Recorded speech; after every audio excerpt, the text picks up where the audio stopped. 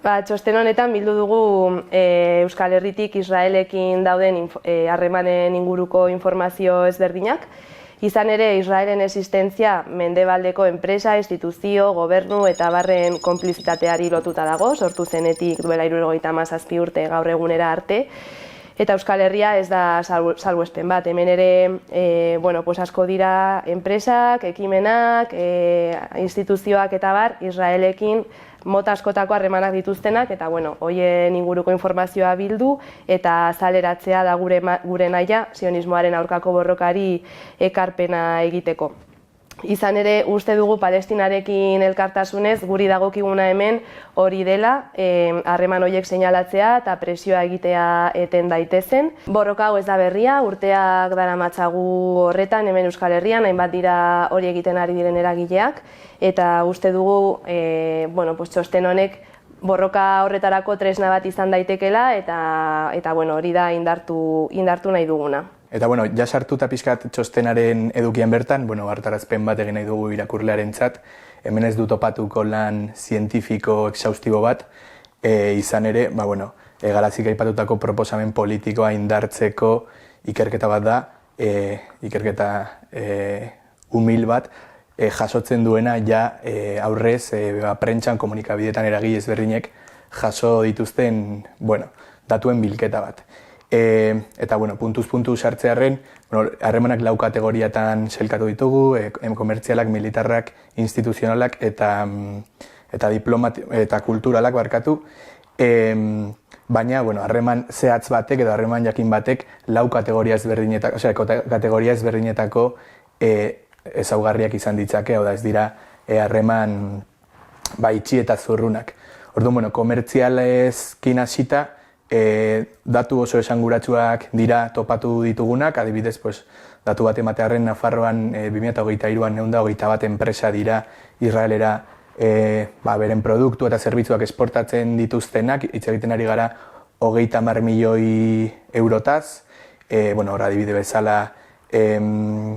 daukagu, Emetorrez, gero ere aipatuko duguna militarretan, CAF-en filial batzuk, CAF Trenasa, eta bar, instituzioek ere badituzte bere harreman komertzialak, eta honek ekartzen du ondorio bat, edo plantatzen dugu ondorio bat. Euskal Herriko eta baita, zehazki Nafarroako enpresarien zati esanguratsu baten etekina dago Israelgo ekonomiaren menpe, eta beraz Israelgo egonkortasunaren menpe, eta beraz Israelen proiektu kolonialaren menpe. Eta horrek, ondorio larriak ekartzen ditu gure perspektibatik. Bigarrenik harreman militarrak, dira harreman komertzialen azpi kategoria bat, eta hemen komertziatzen da zuzenean gerrarekin eta errepresioarekin, ulertu behar dugu Israel badela gerra eta errepresiorako laborategi bat. Gudan zuzenean frogaturiko teknologiak eta materialak eskaintzen dituela mundu osoan zehar, munduko zapaldu ezberdinak vigilantziarako edo armagintzarako, munizioak eta bar. Eta hemen askotan hitz egiten da Israeli armak saltzearen arazoaz, baina erostea bera ere, uste dugu, erosteak bera funtzio kaltegarri berdina jokatzen duela, ze Israelek egiten du berak behar duena, baino askoz gehiago ekoitzi koste aldetik bere egiten duen inbertsioa rentabilizatu ahal izateko, esaten da 70% esportatzen duela, eta guari gara bere industria militarra indartzen edo zutik mantentzen, eta adibidez hemen ertzaintzak daukan papera, baita Nafarroan ere foruzaingoak entrenamendua jaso izan ditu Mossaden eta bertako Israelen partetik, esan dugu enpresetan Emetorresek, Los Arcoseko Tecnan, teknologia nabarra nanoproduktos enpresak egiten ditu ere armagintzarako aplikazioa dituen nanoteknologiak.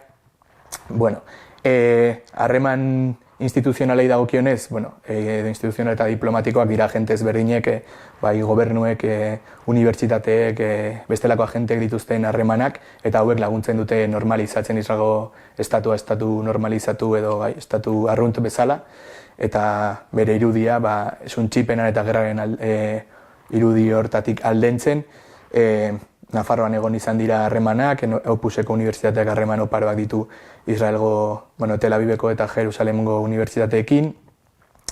Eta, azkenik, aipatu behar dugu harreman kulturalen papera hor sartzen dugu ere kirolari dagozkion harremanak. Israelek inbertsio handia egiten du atal honetan, eta hemen adibidez badaukagu Nafarroako txirrindula mailako lasterketarik esanguratsuena, nola ditzen da, Lizarrako Miguel Indurain sariketa nagusia, eta bertan etorri izan da urte askotan zehar Israel Premier Tech taldea, aurten besteak beste, Palestina elkartasunak beste talde batzuekin batera egindako presioari esker, lortu da ez etortzea, baina, Makabik daukan papera, Euskal Herriko itzulian ere etorri izan da, Donostiako klasikoan, eta horretan inbertsio handia egiten du Israelek, kulturaren eta kirolaren izenean Israel hartzaile zabalago batengana hurbiltzeko, eta oharkabean pasatzen dira horrelako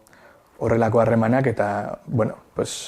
zalantzan jartzeko zailagoak dira hartzailearentzako, eta, uste dugu hauek ere konfrontatu behar ditugula. Askotan plantatzen direnean boikot kanpainak edo Israelen konplizeengan pentsatzen dugunan askotan joaten zaigu bururan multinazionala handietara, eta horiek noski badaukate kriston eragina eta Euskal Herrian ere badute presentzia noski, baina ahazten zaigu